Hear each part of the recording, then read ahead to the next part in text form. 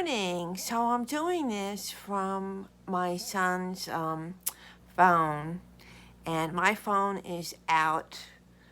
I broke the charger and it's off, staying charged while a new charging cord is on order. So anyway, I have another one of those crazy stories from the ladies groups. I posted a story. I read another lady's story about how she was complaining about her grandchild, a teenager, had like no responsibility and everything was done, and the child was, or young adult or whatever, was very scatterbrained and was constantly like forgetting things and not being responsible, and how all the family members were expected to like kind of take up for the young man, and she was complaining about it. And I thought back to my childhood, and my sister and I, we, were raised a certain way. My father was a Ukrainian refugee, and my mother is a Ukrainian immigrant. She's still alive, God bless her. So, I posted a story, and I should probably screenshot what I posted and put it in the community tab.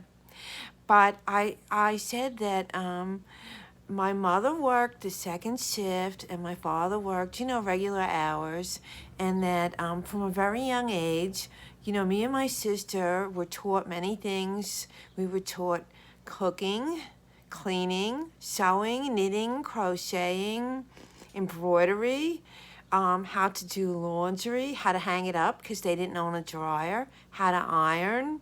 Like we would wash and dry the dishes, put it away, take out the trash, take the trash cans out on trash day, bring it back. That we rode subways and buses at an early age. Sometimes we went into Manhattan, into the East Village, the Ukrainian part, to visit our grandmother. And that was the building that my parents lived in when we were born. And then they moved to Ozone Park, Queens.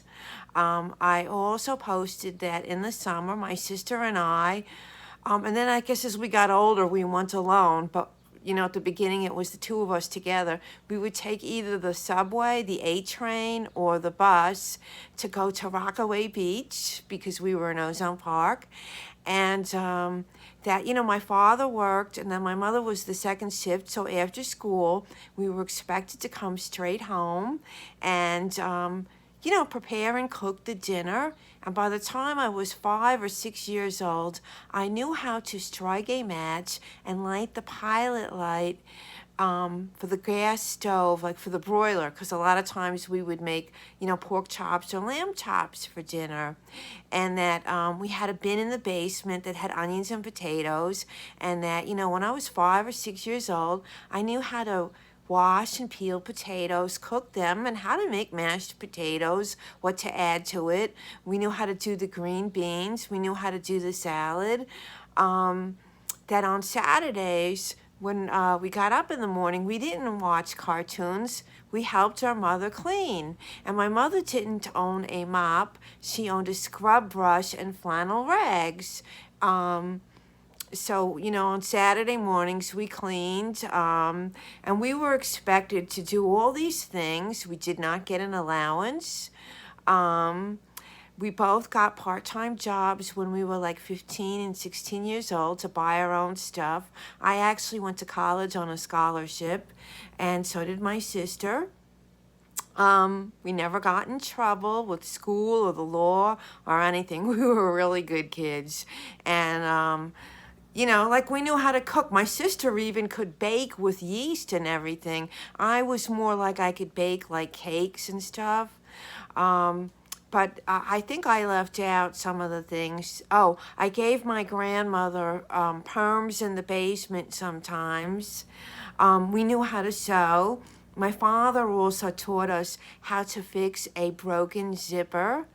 But we also got to play, and we had friends. And I remember being a teenager in high school and my friends coming over after school, hanging out in the kitchen with me while, I was maybe doing dishes or like, prepping some kind of meat or salad or, nothing was elaborate. No one was expecting me to cook like a 5-star meal or whatever, but, and also that we were latchkey children. And sometimes for whatever reason, we would come home and we would be locked out. So my sister and I learned at a young age how to go in the yard, to move around either yard furniture or even trash cans, and boost like through a window, like how to get a window open even if it was locked or if it was unlocked. I also learned, this is with the old-fashioned cars, with the old-fashioned locks, how if you locked your key into the car, to get like a wire coat hanger and twist it and get the lock, the old-fashioned button lock, down with the wire thing.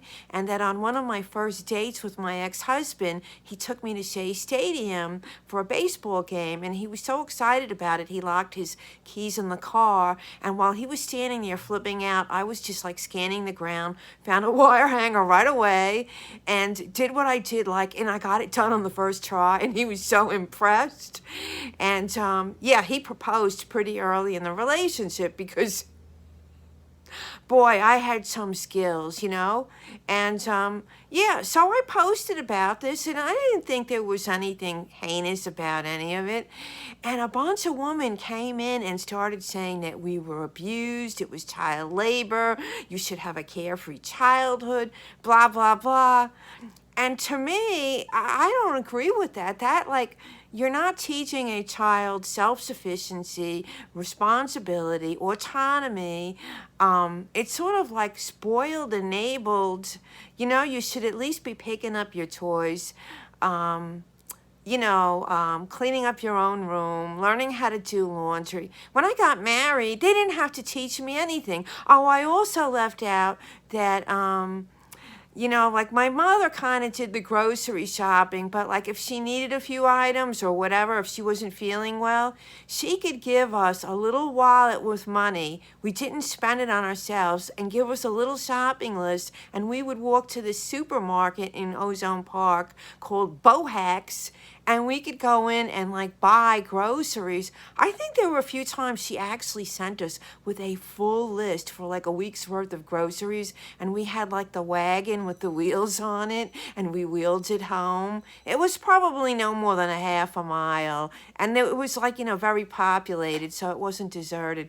So all these women were posting that I was abused, that I didn't have a childhood, that I never had any fun. I enjoyed cooking and learning to cook. I enjoyed the time that I spent when my father was showing me how to repair a zipper. I enjoyed me and my sister doing dishes together. One would wash, one would dry, we would put it away. We had a lot of independence, even riding subways and buses at a very young age, going into Manhattan, going to the beach. And so, when I got married, there was nothing foreign about grocery shopping, cooking, cleaning, laundry, ironing, none of that. None of that. Plus, we held down full-time jobs. We went to college. We got basically straight A's, high GPAs, grade point averages. I'm really bragging, I guess, but this is really what happened. But the way these women responded, and I grew up with a lot of Ukrainian American friends, because we were also very involved in our Ukrainian Catholic Church, and all the other kids that we knew from church, our church friends that were Ukrainian American, it was the same thing. They knew how to cook and bake, and they helped their parents. And, our parents worked to put a roof over our head and to buy a house when they came here with nothing from Nazi-occupied Europe. And if they needed their children to pitch in, kind of like the Waltons, I just don't see that as abuse at all. I see it as very, character building. I mean, I never had a problem on any job of anyone accusing me of being lazy or not pulling my weight. If anything, it was quite the opposite. And the same for my sister. My God. I mean, she's done more than I ever have. She makes Martha Stewart look like a slouch. So anyway, it's not so much my story, but the responses of that, like, this was a terrible childhood and that we were abused and we should have had a carefree childhood. I don't know. I think that kind of upbringing raises entitled, spoiled adults. So anyway, I will leave the comments on. I hope I can upload this from my son's phone. And anyway, I hope I could do this and, get it uploaded until I get my cord back and can do more of what I normally do. So if I don't respond to anyone's comments or whatever, it's because I am not having regular use of my phone and or the internet. I gave my laptop to my son because I hardly ever used it and his kind of broke. So yeah, I mean, I'm getting to like borrow his laptop, that used to be my laptop, for a few minutes twice a day. Anyway, everyone, have the day that you deserve. Bye.